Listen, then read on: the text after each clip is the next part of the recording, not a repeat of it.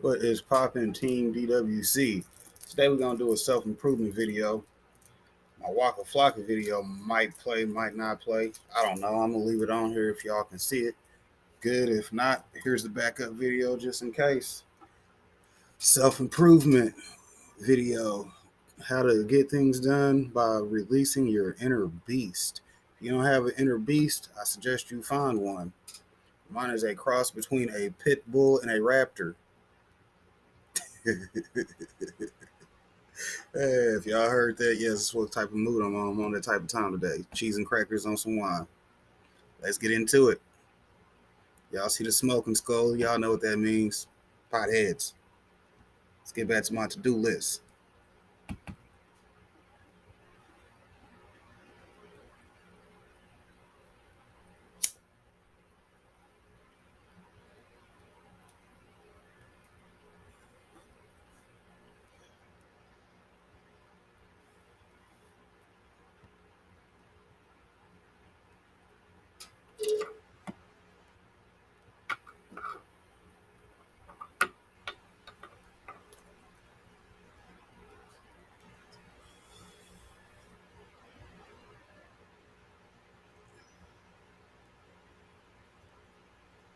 Hey, so I figured something out that I thought I'd tell you about. This took me like 30 years to figure out, and I figured it out on this tour.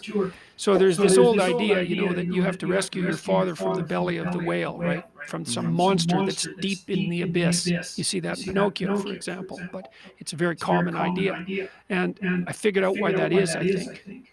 So imagine that we already know from a clinical perspective that if you set out a path towards a goal, which you want to do because you need a goal and you need a path, because that provides you with positive emotion.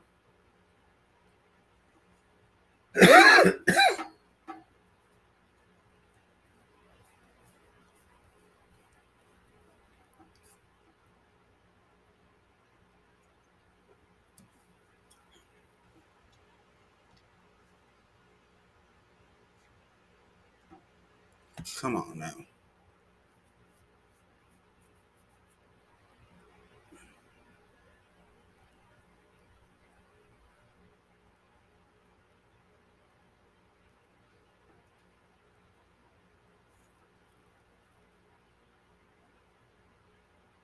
Right? So you set up something as valuable. So that implies a hierarchy. You set up something as valuable. You decide that you're going to do that instead of other things. So that's kind of a sacrifice because you're sacrificing everything else to pursue that. And then you experience a fair bit of positive emotion and meaning as you watch yourself move towards the goal. And so the implication of that is that the better the goal, the more full and rich your experience is going to be when you pursue it. So that's one of the reasons that's one of the reasons for developing a vision and for fleshing yourself out philosophically, because you want to aim at the highest goal that you can manage. Okay, so you do that. And then what you'll find is that as you move towards the goal, there are certain things that you have to accomplish that frighten you. Maybe you have to learn to be a better speaker.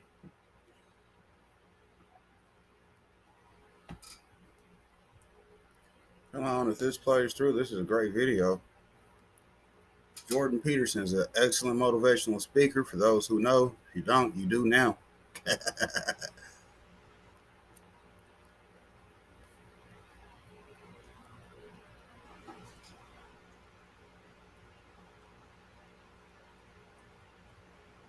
Come on, it is a 5-minute video preloaded for me.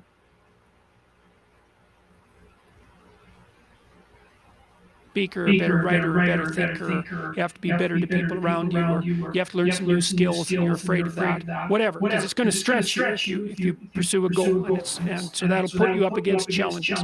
Okay, so all the clinical data indicates, well, the opposite of safe spaces, as Jonathan Haidt has been pointing out, that what you want to do when you identify something that someone is avoiding, that they need to do because they're afraid, you have them voluntarily confront it. And so you break it down. What you try to do if you're a behavior therapist is you break down the thing they're avoiding into smaller and smaller pieces until you find a piece that's small enough so they'll do it. And it doesn't really matter as long as they start it. Then they can put the next piece on and the next piece. And what happens is they don't get less afraid, exactly. They get braver. It's like there's more of them. And here's why. So imagine You do something new.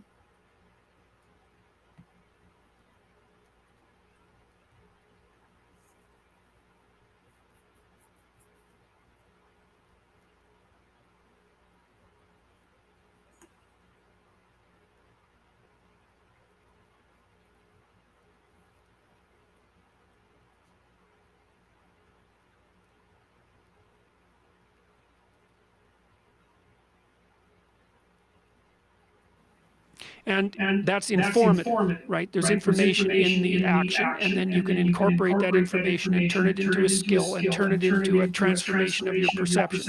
So there's more to you because you've tried something new. So that's one thing. The second thing is, and there's good biological evidence for this now, that if you put yourself in a new situation, then new genes code for new proteins and build new neural structures and new nervous system structures. Same thing happens to some degree when you work out, right? Because your muscles are responding to the load, but your nervous system does that too. So you imagine that there's a lot of potential you locked in your genetic code.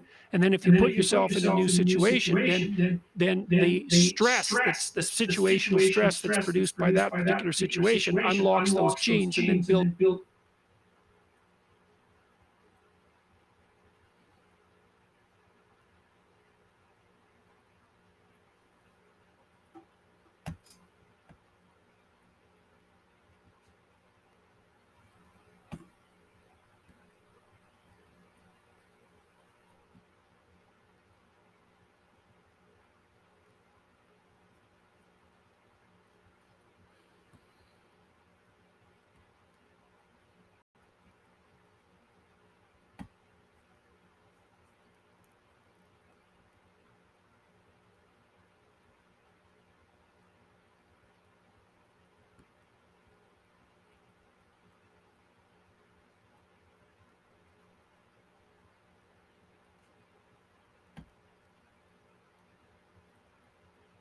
new parts of you. And so that's very cool, because who knows how much there is locked inside of you. Okay, so now here's the idea. So let's assume that that scales as you take on heavier and heavier loads. That more and more of you get more and more informed because you're doing more and more difficult things, but more and more of you gets unlocked. And so then what that would imply is that if you got to the point where you could look at the darkest things, so that would be the abyss, right? That would be the deepest abyss. If you could look at the harshest things, like the most brutal parts of the suffering of the world and the malevolence of people and society, if you could look at that straight and directly, that would turn you on maximally. And so that's the idea of rescuing your father, because imagine that you're like the potential composite of all of the ancestral wisdom that's locked inside of you biologically. But that's not going to come out at all unless you stress yourself, unless you challenge yourself. And the bigger the challenge you take on, the more that's going to turn on. And so that as you take on a broader and broader range of challenges and you push yourself harder, then more and more of what you could be turns on, and that's equivalent to transforming yourself into the ancestral father, into all, because you're like the, what would you call it, you're the consequence of all these living beings that have come before you, and that's all part of your biological potentiality.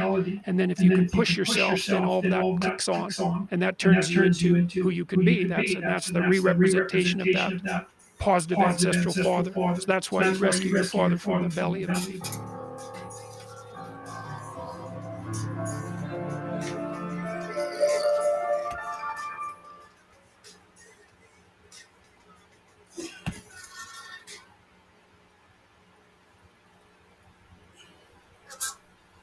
Yeah, what up?